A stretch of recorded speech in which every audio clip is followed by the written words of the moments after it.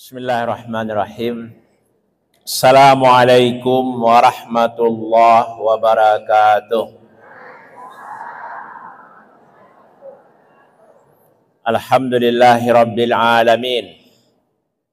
Alhamdulillahillazi jama'ana fi masjid Manarul Ilmi Serambi Mekah Padang Panjang wa waffaqana litafaqquh fi dinihil matin fi hadzal yaum al-mubarak. Asyhadu an la ilaha illallah wahdahu la syarikalah wa asyhadu anna Muhammadan abduhu wa rasuluh. Allahumma shalli ala Muhammad wa ala alihi wa ashabihi wa man tabi'ahum bi ihsanin ila yaumiddin, amma ba'd.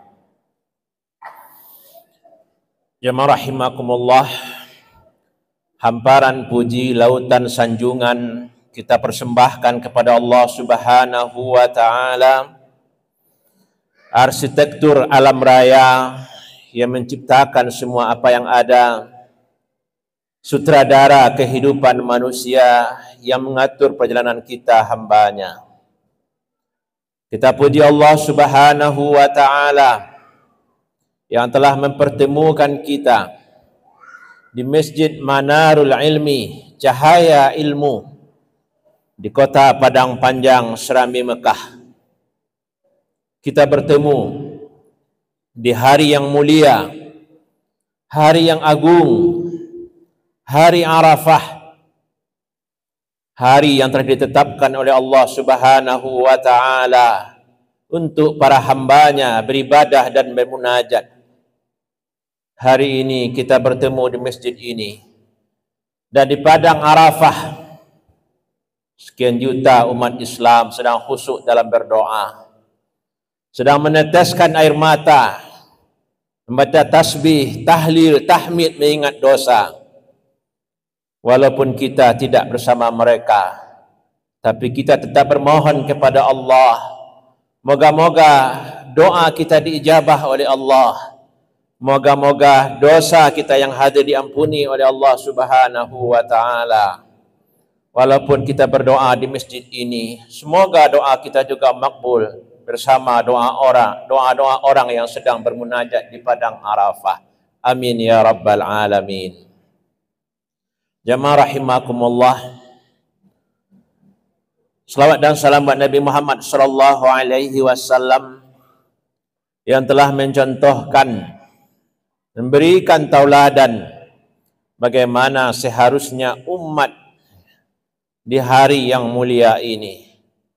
Anjuran Rasulullah tidak lain banyak berdoa, banyak berzikir, banyak beramal saleh. Inilah hari yang diistimewakan oleh Allah Subhanahu wa Ta'ala.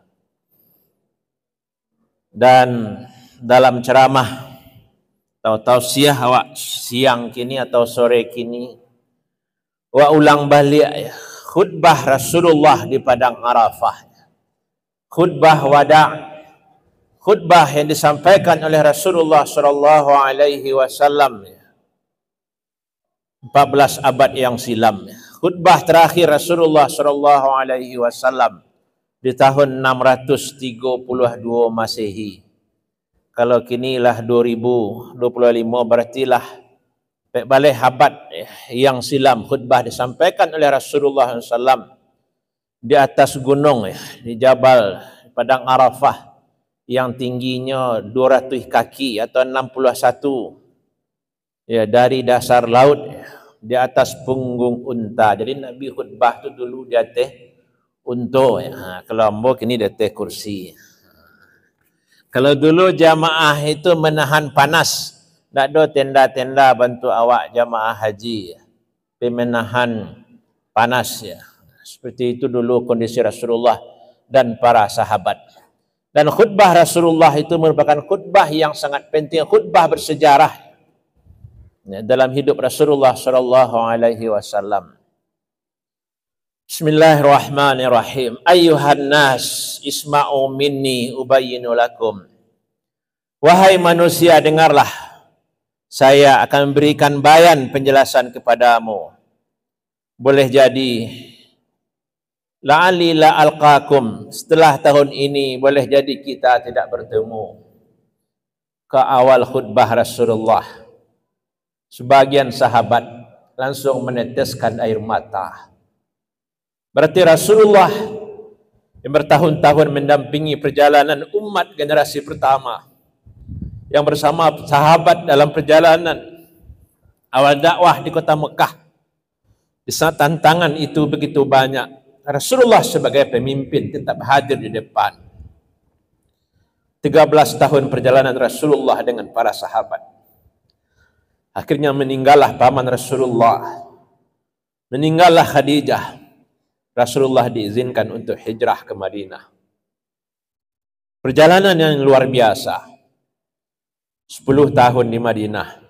Tantangan, rintangan dalam dakwah tidak pernah berhenti. Rasulullah dengan para sahabat seayun selangkah dalam menegakkan dakwah. Sampai akhirnya Rasulullah berkesempatan melaksanakan ibadah haji. Dan dalam khutbah itulah Rasulullah mengawali khutbah beliau dengan ungkapan, boleh jadi kita tidak akan bertemu lagi setelah tahun ini. Berarti itu isyarat bahwa Rasulullah akan meninggal. Rasulullah akan wafat. Para sahabat sudah mulai memahami. Sahabat sudah memahami dan tentu mengingat perjalanan dakwah selama ini bersama Rasulullah selama 23 tahun. Dengan kalimat itulah Rasulullah mengawali khutbah beliau. Ayyuhan nas, wahai manusia, sungguhnya darah kamu dan harta kamu adalah sebuah kehormatan haram atas kamu seperti hari ini. Kemuliaan hari ini dan di bulan ini, bulan Zulhijjah, bulan dimuliakan oleh Allah. Di negeri ini, negeri Mekah, Allahumma fashhad. Ya Allah, saksikanlah. Kalau Rasulullah telah menyampaikan bahwa harta kamu itu mulia, darah kamu mulia, maka jangan disia-siakan. Jangan berbuat semena-mena. Jangan terjadi pertumpahan darah. Demikian pula harta yang dimuliakan oleh Allah. Hormatilah harta kamu, harta orang lain. Jangan terjadi kezaliman. Jangan mengambil hak-hak orang lain. Jangan ada pencurian, jangan ada korupsi yang hari kini menjadi budaya di negeri awak. Termasuk bisuak korban sebagian daerah. Di banyak daerah awak saksikan banyak orang yang melarikan daging korban. Panitia korban kadang ambo cukuplah sekali kau jadi panitia. Sampai tadi malam ambo ialah dah telok dan mau jadi penitia, saya cukuplah sekali kot. Banyak ada yang minta pitih ke pengurus, ada nama masuk minta daging, ada lelah malari-larikan daging. Le pernah nampak di ibu-ibu? Lai, pernah ada Juan? Hanya nak dan jujur nak. Kau ada yang jujur. Hari kini istighfar awak. Termasuk apa-apa yang pernah jadi pengurus kayak enggak tak banyak, tak bawa pulang daripada orang lain. Secara diam-diam, ya hari Arafah kau lasanya wa istighfar. Nah, di hari Arafah kau minta ampun kepada Allah. Kau ada awak atau keluarga awak yang terlanjur melarikan daging korban, dek sari duit zaman dulu, dek seketik korban di kampung zaman dulu. Semoga diampuni oleh Allah Subhanahu wa taala. Amin ya rabbal alamin. Demikian juga mengambil harta-harta orang lain. Dan itu sajak dulu ya, sajak awak balik berakal. Mungkin ada hak-hak orang lain yang pernah awak ambil. Ya. Hak masyarakat, mungkin dulu awak ketua PKK, piring jauh sendok PKK tiba di rumah awak sampai kini. Dulu awak jadi pejabat, meja kantua, tiba lu di rumah awak. Awak ketua kelompok tani, cangku aja sabi, alah punya awak surang selai. Kau yang awak kana. Dan itulah pesan Rasulullah SAW di hari Arafah, di hari yang mulia. Jangan sampai mengambil hak-hak orang lain. Jangan sampai mengambil milik orang lain. Ya, kau ado terlanjur wak seperti kau di hari kini wak istighfar. Dan karena terkait dengan hak-hak orang lain, tak cukup sekedar istighfar. Berarti harus dibalik-balik. Kalau nyo punya masyarakat balik dengan masyarakat, gian agih kan kantor jorong. Agian ke kantor desa. Kalau indah tak saya di musaji lah. Kau ada punya masyarakat nanti ambil nanti pakai dia awak. Cara itulah awak bersih diri agar ibadah awak diterima oleh Allah Subhanahu wa taala. Agar doa-doa awak tu dikabulkan oleh Allah Subhanahu wa taala.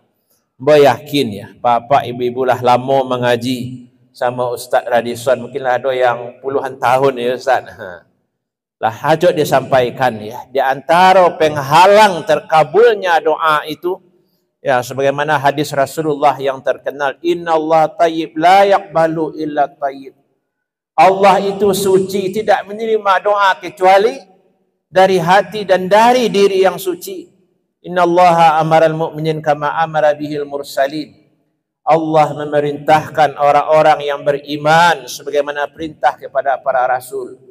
Kulu min thayyibat wa'malu salihah. Makanlah yang halal-halal dan beramal salehlah. Karena kalau yang haram dibawa beramal saleh, membalik amal saleh tidak diterima oleh Allah. Summa zakara rajula as'asa akhbar yutilus safar. Kemudian Rasulullah menceritakan tentang seseorang laki-laki yang berdoa dengan khusyuk. Ya Rab, ya Rab, ya muddu yadaihi ila sama, di tinggiannya tangannya setinggi-tingginya berdoa, ya Allah, ya Tuhanku, mat'amuhu haram, yang dimakannya dari yang haram, diminumnya dari sumber yang haram, pakaiannya dari yang haram, dia makannya yang haram, fa anna yustajabulah. Kata Rasulullah, balo caro Allah akan mengabulkan doanya. Kalau makan babi mungkin awak menolak, minuman khareh awak mungkin tak pernah, macam liat pun tak pernah. Tapi dalam proses mendapatkannya dengan cara yang haram, di sekolah manusia itu banyak salah ya. Di sekolah manusia itu banyak tergelincir. Dan nanti akan nampak dia awak dalam pesan Rasulullah berikutnya. Wah, lanjutkan ya. Ayuhan nas ya. Faman kana 'indahu amanatun falyu'addiha ila man i'tamanahu 'alaiha. Siapa yang memikul amanah maka laksanakanlah amanah itu dengan sebaik-baiknya. Awak selaku orang tua diberi amanah oleh Allah mengurus anak-anak awak. Awak selaku ayah, imam di rumah tangga, tanggungjawab awak. Sajak selesai ijab kabul, isteri menjadi tanggungjawab awak. Amanah. Begitu juga jabatan-jabatan yang awak terima dari ketua RT, RW, wali kota, jadi PNS, jadi pegawai. Ya, di kantor-kantor, lembaga-lembaga itu amanah. Kalau menyia-nyiakan amanah, itu adalah satu dosa. Jadi kalau awak karajo kareh melaksanakan amanah, Allah akan membantu, itulah pahala yang luar biasa. Inna ribal jahiliyah maudu'un wa inna awwala riba abdahu bihi riba ammi Abbas ibni Abdul Muttalib. Sungguhnya riba jahiliyah itu adalah sesuatu yang dibuat. Dan awal dari riba itu riba paman Nambu Sidri Abbas bin Abdul Muttalib. Ya, Allah mengingatkan tentang bahaya riba. Dan itu sangat penting sehingga disampaikan di padang Arafah. Dalam Al-Quran, ahallallahul bai'a wa haramar riba. Allah menghalalkan jual beli dan mengharamkan riba. Jual beli itu yang akan menjadikan awak kaya. Itu usaha yang dihalalkan oleh Allah Subhanahu wa taala. Kalau ada nampak orang kaya, biasanya orang manggalih itu. Tapi kok ada orang mau diambil, kadang kayu curiga orang. Nyo ASN gaji nari takut tiap bulan sekian, tapi otonya mewah lah, di mana dapat dia piti. Jadi riba, berhati-hatilah dari riba. Mulai kini ndak nak ingin awak riba, orang tiba ke rumah menawarkan riba. Ndak kami minjam guys. Bara banyaknya. Kalau bahasa sederhana orang nyebut rentenir. Para lo banyak orang bercakap gara-gara rentenir, suami isteri bercerai gara-gara itu. Tak bahasa pun di kampung, termasuk yang jadi wakil-wakil rentenir di kampung-kampung. Karena ngadojo kamu saji rajin, mengaji rajin, sembayang rajin, kironyo ketuarin tenye ranyo lah orang nyetor kanyo.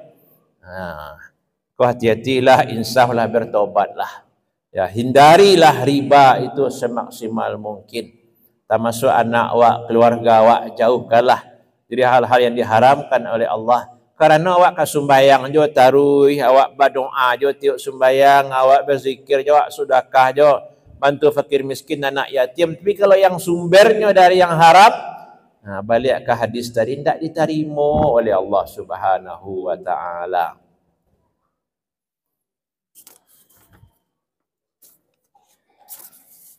Ayuhan nas, innaman nasi'u ziyadatu fil kufr. Wa inna zamana kadistara kahayatikum yawma khalaqallahu samawati wal ard. Itu masih terkait dengan riba, mencari harta yang halal. Dan di akhir setiap nasihat Rasulullah itu Rasulullah menyampaikan, Allahumma fashhad, ya Allah saksikanlah. Rasulullah telah menyampaikan, Ayyuhan nas, inna linisaikum alaikum haqqa walakum alaihinna haq. Wahai manusia, wahai masyarakat, sungguhnya bagi istri-istri kamu, atas kamu ada kewajiban, dan bagi kamu kepada mereka juga ada kewajiban. Hendaklah memperhatikan masalah istri, masalah anak-anak perempuan harus diperhatikan. Karena yang banyak itu di tengah umat kau laki-laki padusi.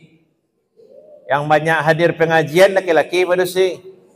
Padusi, alhamdulillah. Yang banyak di neraka, yang banyak di surga,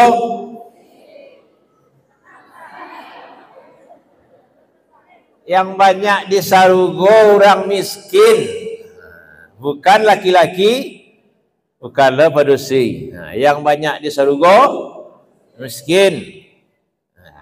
Tapi berdoalah untuk orang kaya. Ya rahimakumullah. Jadi Rasulullah dalam peristiwa Isra Mi'raj menyebutkan yang banyak di neraka itu padusi, agar padusi itu berhati-hati. Bukan memburu-buruan padusi. Jadi ambo waktu sekolah dulu, zaman ambo itu kan orang dulu jilbab bentuk kini loh. Jadi ada kawan-kawan kami yang di asrama yang meraja agama, ceramah tu, khutbah tu memburuk-burukan padusi, sumber fitnah, padusi paling banyak di neraka. Kata kawan-kawan yang padusi, entahnya buruk-buruknya padusi, padahal lamaknya padusi lo tu. Jemaah rahimakumullah. Jadi Rasulullah itu agar berhati-hati dalam masalah perempuan, dan agar perempuan itu berhati-hati. Bagi laki-laki ada hak kewajiban dari para istri, dan kewajiban suami pun ada kepada istri. Hati-hatilah dalam masalah perempuan, laksanakanlah amanah. Tanggung jawab pertama itu mulai dari suami kepada istri. Sejak selesai ijab kabul itu ibadah, istri itu pun menjadi tanggung jawab suami untuk saling menasihati. Ibu-ibu yang lacuk nanga ceramah ambo, yang ngacuk jadi bahan pertanyaan yang ambo tiuk ceramah, itu masalah yang sama.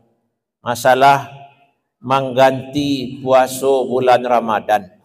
Dan kama ambo ceramah, ibu-ibu tu jujur sadonya. Ibu-ibu yang hadir kini ini jujur sadonya. Baik. Kalau kami laki-laki puasa Ramadan tu insya-Allah sempurna sebulan, tak sebulan penuh. Kalau nampak padusi, tak sempurna. Kata Ibunda Aisyah, kunna nu'maru biqada'is shaum wa la nu'maru biqada'is shalah. Kami diwajibkan mengganti puasa, tak diwajibkan mengganti salat. Kini bertanya ke ibu-ibu, lurih lo jawapan ibu-ibu, ni ibu-ibu orang jujur. Saja ibu-ibu balik berakal dulu sampai kini, lah tak ganti puasa Ramadan yang tinggal tu sadonyo. Lun. Rato-rato jawabnya kamamu saji yu alun lah. Alun pernah lo batamu dia mau jamaah di masjid, alah sepakat sadonyo. Sadonyo sepakat alun dan karih lu suaranya. Dan niko harus menjadi catatan. Syukur awak ibu-ibu ko jujur. Semoga dosa ibu-ibu yang lalai diampuni oleh Allah. Amin. Pertanyaan berikutnya sesuai je tanggung jawab suami. Ambo yakin suami ibu-ibu, laki awak kan lai rajin menyuruh ibu-ibu menganti puasa Ramadan. Kata orang Padang Panjang, laiwan awak menyuruh menganti puasa Ramadan. Ndak, tu baca roh tu Pak.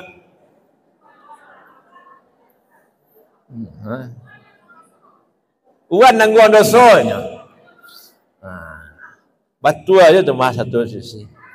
Kalau awak selaku suami ndak pernah lo lah 30 tahun berumah tangga lah 10 tahun lah bercucu lo tujuh balik. Tapi nan suami tidak pernah menyuruh istrinya sekali Allah dia mengganti puasa Ramadan.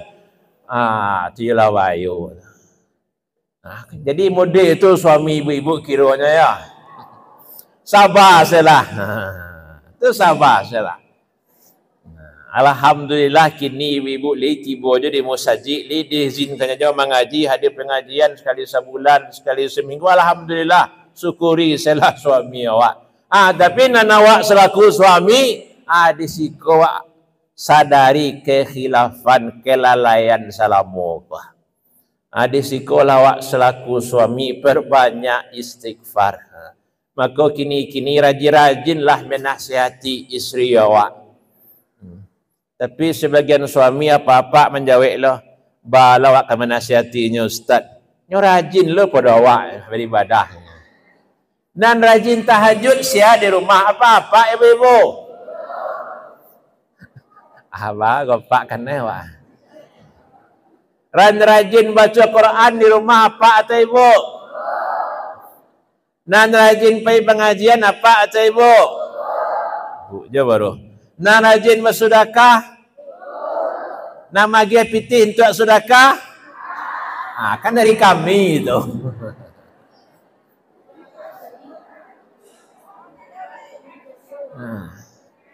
Jamaah rahimakumullah ya. Jadi tanggung jawab suami. Begitu juga sebaliknya ya. Kewajiban istri kepada suami pun harus saling menasihati kepada orang lain saja. Watawasau bil haq apolai orang nan salah pihak sakatiduran ya wak ya. Sabanta sakasua ya wak. Tentu awak wajib lo menasihatinya, majaknya berbuat baik. Ya, kalau orang kini menikah, kalau ada pesta pernikahan, nasihat orang semoga menjadi keluarga bahagia, keluarga samara ni orang. Samawa, tak samara dong. Samara, apa artinya tu? Sakinah, mawaddah, warahmah. Waktu biaya menikah dulu lihat ada orang menyebut itu. Tak, sakinah tu nama etik nan tinggal lakang surau tu Mawaddah tu nan lakang SD rumah dekat dengan Rundo. Tu nan Siti Mawaddah tu nama. Kini orang ingin sakinah, mawaddah, warahmah.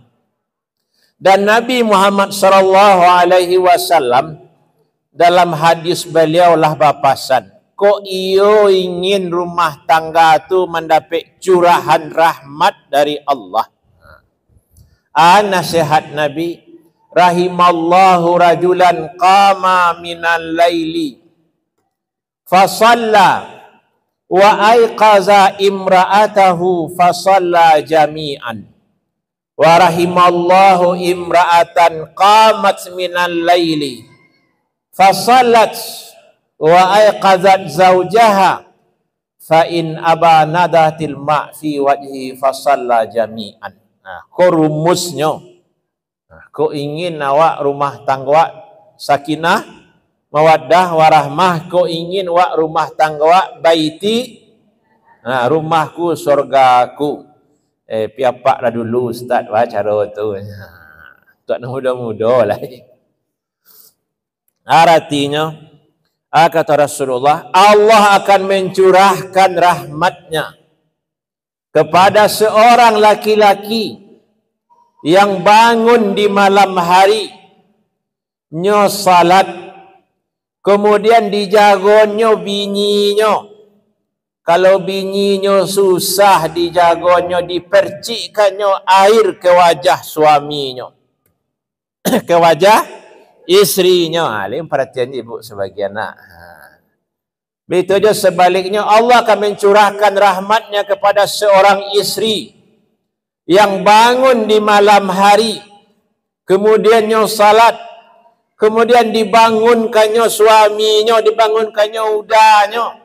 Kalau udahnya susah dijaguan, dipercikkannya air ke wajah udahnya. Kemudian suami istri itu sama-sama salat, sama-sama bermunajat, berzikir, berdoa kepada Allah Subhanahu wa taala. Rumah tangga bantuan itulah yang akan mendapatkan curahan rahmat dari Allah Subhanahu wa taala. Dan ambo yakin apa-apa lai rajin manjagon ibu untuk salat tahajud kalai. Indak saya sadonya.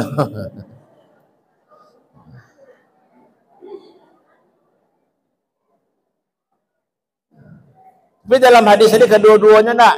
Suami membangunkan istri, istri membangunkan suami. Lah ibu jagon apa-apa aku untuk salat tahajud. Berangnya.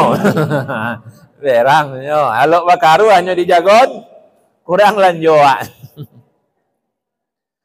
Jamaah rahimakumullah. Iko harus menjadi catatan bagi awak. Seperti iko rumah tangga yang baiti, janati saling mengingatkan. Salat tahajud itu apa hukumnya? Sunat, wajib? Bayangkan tahajud yang sunat hukumnya suami istri harus saling membangunkan, saling menjagoan. Apalagi nan pokok nan faradu 5 waktu. Jamaah rahimakumullah. Joiko lah seharusnya rumah tangga itu dibangun. Baru ndak tangganya. Tapi kalau ndak kana manganan, sudah tangga alai, carai. Habis bulan madu, tiba bulan ampadu. Ampadu itu rasanya baik. Jadi rumah tangga Assalamualaikum manih atau baik? Mani-mani baik. Namanya bahtera rumah tangga. Ada ombak tanang, ada ombak basah buang. Nah, tapi ikolah yang harus wak tanamkan di rumah tangga awak. Syukurlah bapak ibu-ibu li tiba di surau li bisa mengaji. Kalau wak dengar di luar tu dalam ceramah hamba selalu hamba ulang-ulang ya. Baso di nagari awak kurang kota masuk 6 paling rajin di Indonesia bacarai.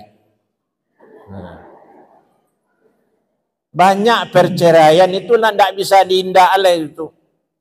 Jadi data-data bisa banyak di sebuah kabupaten di dekat awak kuah.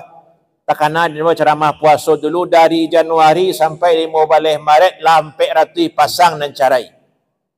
Lain-lain di kabupaten Sabalah awak situ. 900 orang carai dalam setahun, coba bayangan. Bamang kau sabui orang awak kau rajin bacarai karena data dari Departemen Agamanya setiap orang carai itu ada di internet kau ada datanya. Wadonya keluarga ibu nak carai petang acalek lah di kode internet tulis namanya keluar tu. Tiba di data Mahkamah Agung Perceraian. Keluar lo nama pengadilan, keluar lo nama suami isteri nak carai itu. Modal itu kini maka bisa saya wak tahunya.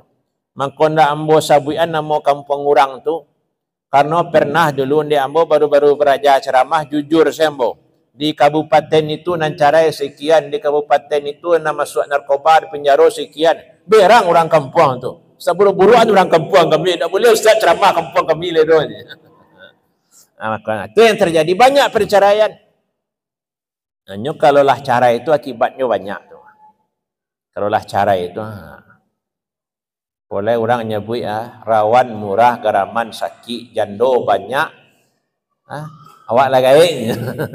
Itu cerita orang dulu. Kalau gini tak ada lah. Jadi perceraian itu merusak rumah tangga, tentu akibatnya banyak. Semoga awak yang hadir kini moga-moga rumah tangga awak dijauhan dari yang namanya carai. Semoga rumah tangga awak sakinah, mawaddah, warahmah. Apa dia awak kau kalah gaik-gaik namanya. Dan hadir pengajian kau lah gaik petik ke surau sana. Kau ada nang gadi hadir pengajian tu bidadari tu bu. Ada yang gadi kini hadir kau. Ambil salah jadi minantu capek tu. Nah, awak lanjutkan jamaah rahimakumullah. Jadi pesan Rasulullah adalah masalah perempuan, masalah istri, agar itu adalah amanah yang harus diperhatikan dan diingatkan juga oleh Rasulullah. Boleh awak berpisah lalu dengan istri, boleh memukul tapi ghaira mubarras, tapi tidak boleh lo melukai perempuan istri, jangan kasar ke bini. Dalam hadis Nabi, khairukum khairukum li ahli. Orang yang terbaik itu adalah orang nan paling elok ke orang rumahnya. Rasulullah pun dalam hadis, kana Rasulullah fi mihnati ahlihi. Adalah Rasulullah itu di rumah tu menolong karajo bini. Kok bini mencuci berarti Nabi tolong mencuci. Kok bini memasak berarti Nabi satu lo memasak. Ambo yakin di rumah apa-apa kalau rajin menyapu rumah nabo. Cuci piring kalau rajin. Ndak je dah ngomong piring sana lagi. Jadi tu untuk awak laki-laki sebenarnya Pak. Harus elok-elok ke bini, harus menolong karajo bini.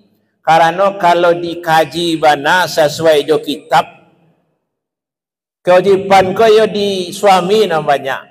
Memasak kewajiban saya tu. Suami mencuci, suami menserika, suami. Kewajiban istri cie sebenarnya Pak. Patuah masak nasi buik tetalu hidangan iko capek nya karajola sadonya. Kan cie sebenarnya tu patuahnya anak. Tapi di rumah tangga tu awak saling bekerja sama tu intinya. Jamaah rahimakumullah. Agak panjang nasihat Nabi masalah perempuan masalah rumah tangga Karena rumah tangga itu adalah awal dari kesuksesan seseorang. Wajib rumah tangga Rasulullah dari awal, Rasulullah dengan Khadijah, Rasulullah dengan Aisyah. Nah, rumah tangga itu memang harus sangat diperhatikan. Dalam Al-Quran pun pakaro talak. Jadi dalam surah Al-Baqarah banyaknya salaman pakaro talak. Balik sawalahnya talak lo salaman. Balik sawalahnya masalah rumah tangga. Jadi ayat-ayat tentang rumah tangga itu di dalam Al-Quran ratusan banyaknya. Tapi kalau masalah haji itu namanya ya mungkin sehalaman. Masalah puasa sehalaman, 2 halaman masalah. Tapi masalah rumah tangga aku banyak. Makanya menasihat Rasulullah masalah istri, masalah rumah tangga itu panjang waktu khutbah Arafah fattaqullah fin nisa wastausu bihinna khaira. Bertakwalah kepada Allah dalam masalah perempuan, dalam masalah istri, dalam masalah berumah tangga. Makanya banyak-banyak berdoa agar rumah tangga yang diberkahi oleh Allah Subhanahu wa taala. Dan awak selaku suami apa-apa awak imam di rumah tangga harus menjadi tauladan, harus menjadi contoh dalam ketaatan kepada Allah Subhanahu wa taala. Lanjutan pesan Nabi, ayyuhan nas innamal mu'minuna ikhwah wa la yahillu limri'in malu akhi illa anti bi nafsin minhu. Wahai manusia, sesungguhnya orang-orang beriman itu bersaudara. Tidak halal bagi seseorang harta saudaranya kecuali dengan jiwa yang reda. Hala ballaghtu, bukankah telah aku sampaikan? Allahumma fasad, ya Allah saksikanlah. Jadi tadi di awal Rasulullah lah mengananyo pakaro haratu orang lain, jangan sampai diambil-ambil, jangan sampai dizalimi. Kemudian diulang lo balik oleh Rasulullah. Orang mukmin itu bersaudara, jangan diambil harta orang lain tanpa izinnya. Kemudian apa-apa ibu-ibu yang suka dengan ceramah ambo, yang acok juga ambo sampaikan, bahkan di Islamic tiap akhir tahun, tiap bulan Desember, selalu ambo buka konsultasi pakaro harato warisan, pakaro pagang gadai, pakaro pusako tinggi taruh tiap bulan Desember. Karena awak mengaji jo ko yang harta yang haram tak boleh dimakan. Nasihat ustaz-ustaz di surau, kalau tak makan harta yang haram, doa awak, ibadah awak nak diterima oleh Allah. Hati-hatilah harta anak yatim, jangan dimakan harta anak yatim. Lai pernah awak ambil harta anak yatim? Tu indak jawe awak sadonya ndak. Kalau payah ke rumah ada anak yatim sekolah, ada ambil hartanya, kali itu mungkin indak. Tapi yang acuk kejadian banyak orang makan harta anak yatim tanpa sadar. Contoh, patangku orang Batanyo Kambo ya. Ibu-ibu muda baru umur sampai puluh mungkin. Suami dia baru meninggal. Berarti menggadangkan anak yatim. Dan sebelum suaminya ke meninggal, mintuonya meninggal amak dari suaminya ke. Amak suaminya ke orang kayu gadang. Dikit tinggi itu, tinggi kalau itu. Rumah kontrakannya banyak, arato banyak. Tapi keluarga suaminya kos tak mahu membagi warisan. Kalau dibagi warisan berarti ada jatah suaminya, ada jatah anak yatim tadi. Akhirnya bertanya bacaronya Ustaz. Ialah ibu hubungi keluarga suami ibu, Allah Ustaz. Ambo cari lo keluarga suami ambo tenang bentuk-bentuk Ustaz kuah, orang-orang suka mengaji. Jawabnya yo ambo setuju yang uni sampaian. Harta harus dibagi tapi dun sana ambo ndak muah membaginya. Ko contoh orang tanpa sadar memakan harta anak yatim ndak dibaginya warisan. Makanya awak berhati-hati lo. Apoleh awak di Minangkabau ko tradisi membagi warisan ko baru dia awak baru ko. Pusako tinggi, pusako rendah tu apa jua mak awak nak dorang menengah dulu tu. Pusako tinggi, pusako rendah ko lah tahun 60-an tibanya ko. Kalau sebelum Indonesia merdeka ratu ko banyak kekemanakan sedulunya. Bahkan Nyak Canduang tahun 27 menulis dua syariat Islam ko nandak kajalanan di awak kuah kata Nyak Canduang. Pertama pakaian padusi. Nang kedua pakaro warisan. Tapi Nyak Canduang hendaklah merinci yang lo maksud dengan pakaian padusi. Apakah Nyak Canduang mengatakan wajib baca dan tak tahu Allahu a'lam. Atau zaman itu orang alun berjilbab bentuk ibu-ibu kini golai. Tapi itu yang ditulis Nyak Canduang sekitar tahun 1927. Encik lain pakaro warisan. Karena zaman dulu harato tu untuk padusi saja. Alah kini-kini ko tahun 50-an, tahun 60-an lamu pakai lo orang dikit tinggi di mama baru mulai orang awak membagi warisan. Baru kini alhamdulillah lah mulai orang membagi-bagi pitih warisan. Tapi yang tanah di rumah banyak yang anggar bentuknya. Di sini awak perlu berhati-hati perkara warisan kuah. Awak berdua, bertiga badan sana. Ada yang laki-laki, ada yang padusi. Yang laki-laki merantau di Jakarta. Yang padusi merantau di Malaysia. Awak di rumah. Lah untuk awak sesadonya. Kalau lireta nak dirantau tu mungkin tidak bahan. Tapi kau meminta lah nyo. Atau nyo pusako rendah, nak pusako tinggi. Pusako rendah harus dibagi. Nyo punya anak lo, kiranya lah meninggal lo. Anak yatim, anak piatu ditinggalnya. Nan pusako rendah ndak awak bagi je dah. Berarti awak lah memakan harta anak yatim, lah memakan harta saudara awak. Di siko awak perlu berhati-hati. Jangan sampai tamakan harta orang lain. Makanya Nabi mengecen ilmu nampal yang dulu hilang adalah ilmu warisan. Banyak orang nak mau membaginya. Besok-lah. Akhirnya meninggal seorang tak dibagi, meninggal anak tak dibagi. Akhirnya anaknya bertujuh. Nak bertujuh tu anaknya banyak lah, tujuh lah. 7 kali 7 sampai 9 cucunya. Tiba di cucunya bacakak lai perkara warato pusako. Dan itu banyak ndak cik, ndak dua-dua serang bertanya tiap bulan, tiap minggu kamu. Nah, permasalahan tu banyak nak tak sepakat untuk bagi, tak usah bagi dulu, tak usah bagi dulu tu nak banyak.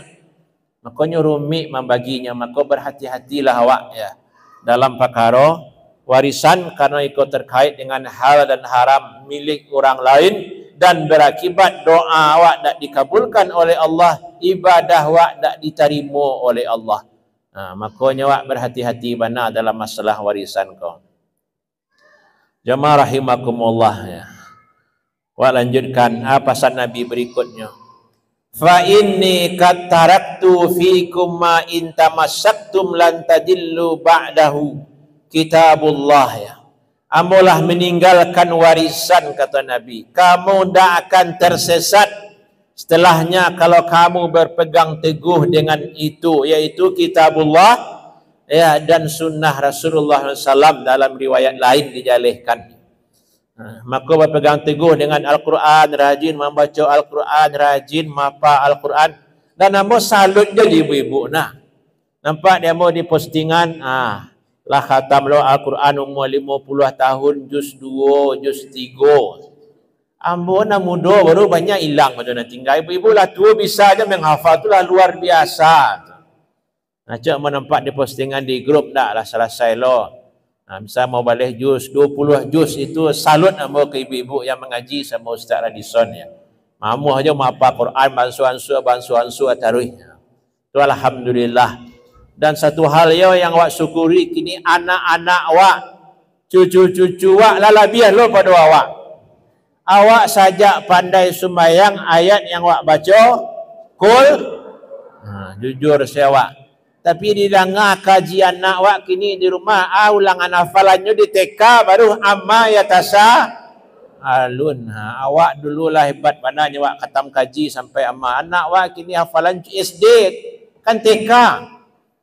Tu hal yang patut awak syukurilah dakiknya dengan Al-Quran. Tapi perlu yang awak tambahan bukannya sekedar hafal Al-Quran saja. Tapi para lulunya patuh kepada perintah-perintah Allah. Karena kadangnya lah hafal 5 juz, 10 juz, tapi ke orang tua malawan saja di rumah. Tak ada santun sakiti Allah je. Kok piala tahfiz banyak di rumahnya. Baitunya orang azan pintu musajid tak tahu lo nya dah. Maka cucu-cucu yang lah hafal Quran tu kan bangga wak senang hati wak agi hadiah rancak. Tapi nasihati jo nyo agar santun ke orang tuanya.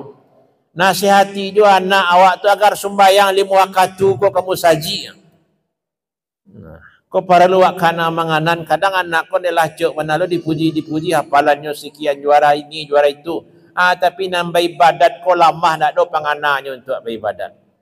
Iko pun perlu menjadi tanggungjawab awak. Jadi pesan Nabi, tetaplah berpegang teguh dengan kitab Allah, dengan sunnah Rasulullah. Maka wak baca Al-Quran, wak hafal Al-Quran, wak pelajari tafsir Al-Quran. Tadi salah saya merajaah sajus. Juz berapa tadi Ustaz? Juz 1. Itu sudah ulang-ulang luar biasa. Jadi perlu wak biasakan ya. Hafal Quran, baca Al-Quran, beraja tafsir Quran. Kalau ibu-ibu nak cok dengan ceramah kan nak cok sejarah kadang biasanya. Kadang orang gait langan tua senyo. Tapi kadang pengurus tu permintaannya. Ceramah sejarah Ustaz.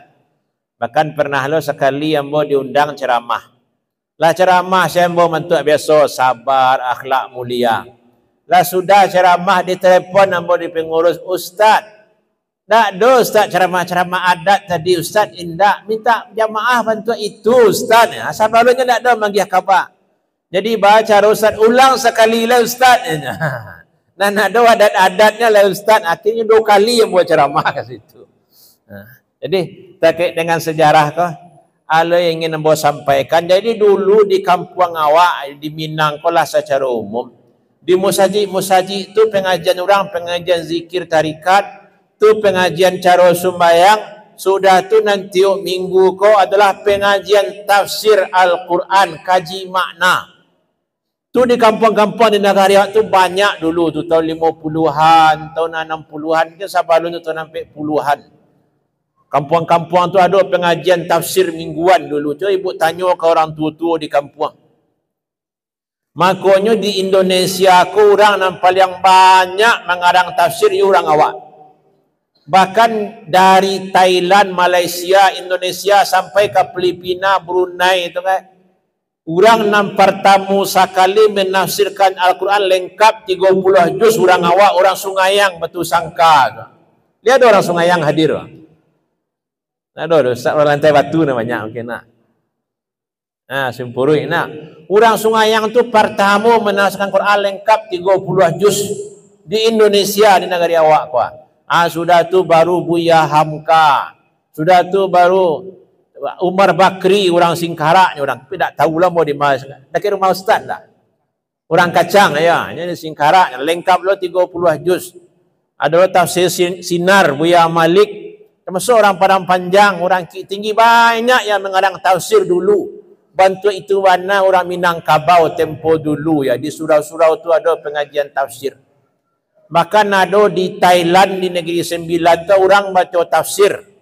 Arab Melayu pengarangnya ulama besar Sumatera Barat. Namanya Jama'in Sialah orang kau. Abdul Murad namanya. Mau cari-cari tak ada tahu orang awak tu. Lah lama-lama mencari dapat dia buat tulisan dari Belanda. Bahasa orang ku dulu sekolah di Parabek, orang Sungai Pua. Tafsir di karangnya dibaca orang sampai kini di Thailand di situ. Murid itu bana orang dulu. Jadi kini di kampung-kampung awak, di musaji awak, di surau-surau awak perlu diduikan kajian tafsir. Itu pesan. Sesuai dengan pesan Rasulullah di hari Arafah. Ayuhan nas, inna rabbakum wahid wa inna abakum wahid, kullukum li Adam wa Adam min turab, akramukum indallahi atqakum. Itu bana khutbah Arafah Nabi. Wahai manusia, wahai jamaah, sesungguhnya Tuhan kamu satu, Bapa kamu satu, semua kamu dari Adam. Dan Adam tu dari tanah, dan orang yang paling mulia di antara kamu adalah yang paling bertakwa. Tak ada kemuliaan orang Arab di atas orang nanda Arab kecuali dengan takwa. Ala hal ballaghtu, aku telah menyampaikan. Allahumma fasad, ya Allah saksikanlah. Jadi siapa orang yang paling mulia? Bertakwa, orang-orang saleh. Maka orang itulah yang seharusnya paling awak hormati. Itu orang yang paling awak jadikan contoh, tauladani. Dan itu dalam hadis-hadis Rasulullah pun seperti itu ya. Awak harus menghormati orang-orang saleh, ustaz-ustaz, buya-buya. Tapi kadang di kampung, di lingkungan awak, orang nampal yang disegani, dihormati itu siapa? Ustaz-ustaz atau yang lain? Orang kaya, itu jujur ibu-ibu, capek ibu masuk surga tu. Kok tiba di kampung tu ustaz, tiba ustaz masuklah ya. Tapi kalau tiba orang berpiti, itu sambutannya tak tangguang lah itu. Pak, mau kasih pak, banyaklah silakan pak. Kan tak biasa wak model itu tu, menghormati. Jadi di dalam hati orang-orang saleh itu tetap harus dihormati. Dan pemimpin dihormati, tokoh masyarakat dihormati. Tapi orang saleh itu harus menjadi perhatian bagi awak. Buya-buya, ustaz-ustaz. Ya. Acok orang bertanya kamu, Ustaz, dulu di Minang tu kan banyak mana buya-buya, Ustaz. Ulama tu banyak, bahkan sampai ke Jawa jadi ulama, sampai ke Thailand, ke Filipina jadi ulama. Sampai ke Makkah, orang Bukit Tinggi, orang Biaro tu aku tua-tua, jadi imam di Makkah, jadi guru di Makkah. Tu masjid Syekh Ahmad Khatib di Padang. Tu sancang orang Minang dulu, Ustaz, banyak jadi buya. Kini batu tak ada, Ustaz. Hanya nak tanya. Jawabnya banyak. Salah satunya, mangko dulu banyak buya-buya ustaz-ustaz tu di Minang. Dek buya-buya ustaz-ustaz tu dimuliakan orang di Minang ko dulu. Di kampung-kampung namanya buya, ustaz, tuanku labai tu disegani orang, dihormati orang. Sampai-sampai orang nampak yang banyak bininya dulu siapa? Buya-buya. Datuk-datuk banyak bini dulu. Tapi kalau buya-buya kini kau sama saja mau pernah kuih surang saja. Sama dia ustaz. Jemaah rahimakumullah. Orang dulu tu memuliakan ulama. Tak maksudnya dalam undang-undang parang di Minangkabau kan membaca buku-buku adat tahun-tahun dulu tu kata Gunung Merapi sekarang tu Litiak tu Orang nak boleh dibunuh, nak boleh digaduh di zaman parang sia guru-guru buya-buya. Tak masuk dukun-dukun tak boleh digaduh. Kalau orang kabaran nak ke biko tak boleh digaduh itulah.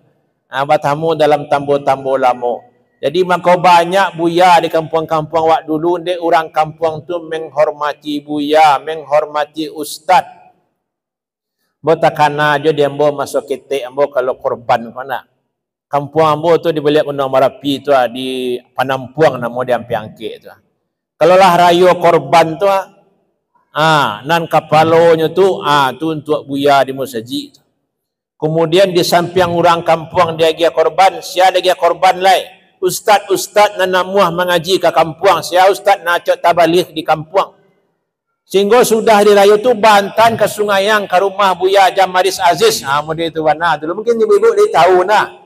Buya para jauh tu boleh waktu tahun 90-an atau 80-an mungkin Cik Sari itu ke Sangka tu tadi tinggi. Bantan tu ke rumah Buya Jamaris Aziz tu. Apa itu je orang tua mo, ibu mo tukang ceramah lo karajonya. Jadi kalau lah Idul Adha tu takana ada mama baca puik kabiaro baca puik daging kalambah baca puik daging macam-macam baca puik tu. Sehingganya kalau lah hari-hari mode kini hari-hari haji ko hari haji tu. Waktu tu ambo tinggal di Madinah dulu ya, ambo sekolah di situ hari haji ambo menelepon ke kampung. Ambo kan tanya ke orang tua ambo abah baca puik daging kian ambo. Ada orang tua pun tak ada nak kemanja puik lah biasalah untuk orang Sinan sudah tak makan lo daging yang lain. Model itu orang awak memuliakan ulama dulu dan itu yang harus awak tauladani sampai kini. Ustaz-ustaz, buya-buya, guru-guru ngaji.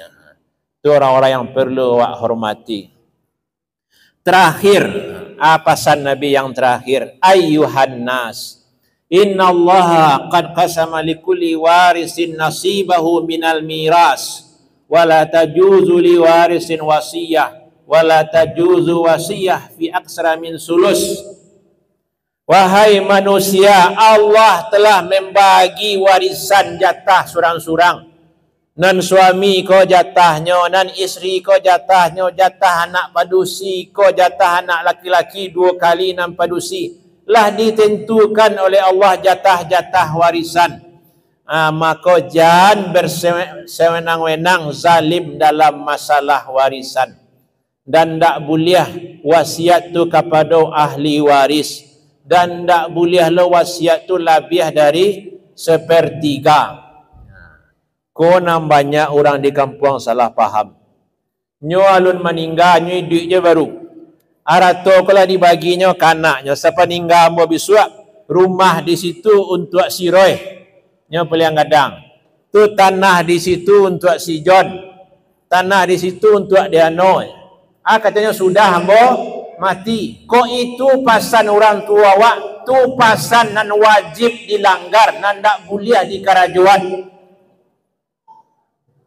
Kadang orang lah bertanya kambo kau pasan orang tua lu ustaz.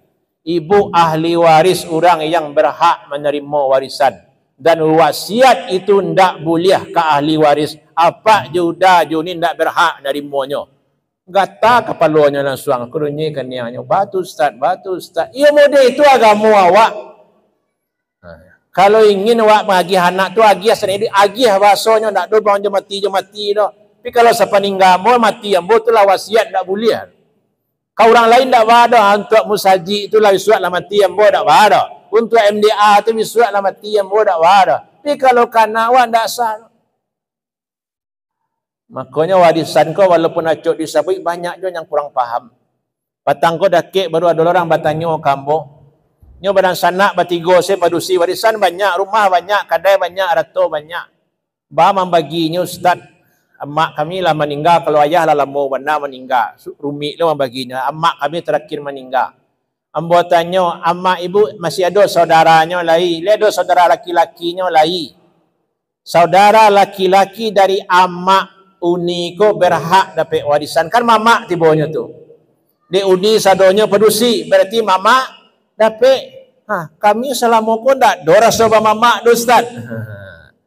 Tak do ini tu. Rasanya yo, tapi agama menentukan kalau ahli waris anak tu padusi sadonyo, saudara laki-laki dari ibu tu berhak mendapat warisan. Baca roh tu Ustaz, itu caranya. Tu bingungnya Ustaz. Sudah tu baliknya, apainya sudah tu tak tahu apa tak jadi, dia baginya tak indak. Tapi bantu itu agama awak menerangkan perkara warisan, dan ikolah nasihat terakhir Nabi di padang Arafah waktu haji wada. Likulli warisin nasibahu minal miras. Setiap waris itulah ada jatah warisannya. Lah ditentukan ikut nasihat Nabi yang terakhir benar. Jadi awak perlu berhati-hati. Fa'alaihi la'natullah wal malaikati wan nasi ajmain la yakbarullahu minhu sarfa wala adla, tak bisa mengelak lah ya. Termasuk orang yang mengatakan anak orang lain menasab ke orang lain ya. Jamaah rahimakumullah. Selesai lah. Jadi pidato Nabi itu nak lama-lama dah. Pendek sih pidato Nabi di hari yang Arafah tu. Tapi dek sahabat tu serius mendengar. Ada sahabat tu nak napa dinyo ceramah Nabi saja assalamualaikum sampai selesai. Tu mana kuat orang Arab tu hafalannya sehingga bisa dibukukan orang khutbah Arafah Nabi Muhammad dari awal sampai akhir. Tak ada mereka bentuk kini, tak ada left dah. Tapi ndek perhatian orang tu serius mendengar ceramah Nabi. Sehingga dalam hadis kata sahabat, ka'anna ala ru'usinat thair. Kami mendengar ceramah Nabi itu seolah-olah di kapalo kami ada burung yang inggok. Kami serius nak banggari. Mudah itu mana sahabat Nabi dulu. Tapi kalau awak nak ada awak lagi gain. Ngadi-gari kata lalu asal kalau tenang-tenang sih. Jamaah rahimakumullah. Jadi kesimpulannya pokok-pokok nasihat Nabi. Yang pertama, ya masalah harta, hati-hati. Carilah harta yang halalan thayyibah. Harta-harta orang lain dan ada di awak balian, barasihan. Itu awal nasihat Nabi dan itulah akhir nasihat Nabi perkara warisan. Hati-hati. Rumah yang awak unyi itu lagi punya awak tak. Rumah tanpa tagak rumah tu li tanah awak tak. Sawah ladang yang awak kelola tu lagi hak awak tak. Maka itu harus menjadi perhatian bagi awak. Kemudian masalah berumah tangga tadi. Serius-serius membangun rumah tangga. Patuah-patuah ayah, ibu, anak-anak didiknya untuk taat sesadonyo. Ayah nampal yang bertanggungjawab. Perkara rumah tangga. Kemudian tadi perkara riba. Jauhilah riba. Tak ada orang nang kayu gara-gara riba. Nan bandar tu tetap dalam tu. Nya bandar. Jauhilah rentenir, riba dan sejenisnya. Kemudian nasihat Nabi ya. Berpegang teguhlah dengan Al-Quran dan Sunnah. Berpegang teguhlah dengan ketaatan. Tetaplah istiqamah. Istiqamah beribadat kepada Allah. Termasuk hadir-hadir pengajian ko istiqamah. Lah gaik mana awak kayanya lah hadir pengajian sekali sebulan wak. Isu hadis Islamik balik Ustaz. Istiqamah wak. Dalam hadis Nabi, orang nak berpegang teguh dengan sunnah ko disan umat lah rusak bantu kini wak. Kalau umat dah rusak bagaikan menggenggam bara api. Banyak godaan, banyak rintangan. Maka berhati-hatilah ya. Kemudian nasihat Nabi tadi, orang nampak yang mulia di antara kamu adalah orang bertakwa. Awak tingkatkan ketakwaan awak kepada Allah Subhanahu wa taala. Awak perbanyak amal ibadah ya. Dan terakhir nasihat Nabi tadi perkara warisan ya. Kalau masalah nasab ke orang lain mungkin tak dulu kebiasaan orang awak. Hati-hatilah dalam masalah warisan. Bapak ibu-ibu jamaah rahimakumullah, sesuai 10 minit lewat waktu asar masuk. Waktu yang tersisa mungkinlah disampaikan Ustaz John nasihat. Ya, perbanyaklah doa, perbanyaklah zikir, perbanyak istighfar. Doakan diri awak, doakan keluarga awak, doakan orang tua awak, ya, doakan orang kampung awak. Semoga sado-sadonya dalam lindungan Allah Subhanahu wa taala. Amin amin ya rabbal alamin. Billahi taufiq wal hidayah. Assalamualaikum warahmatullahi wabarakatuh.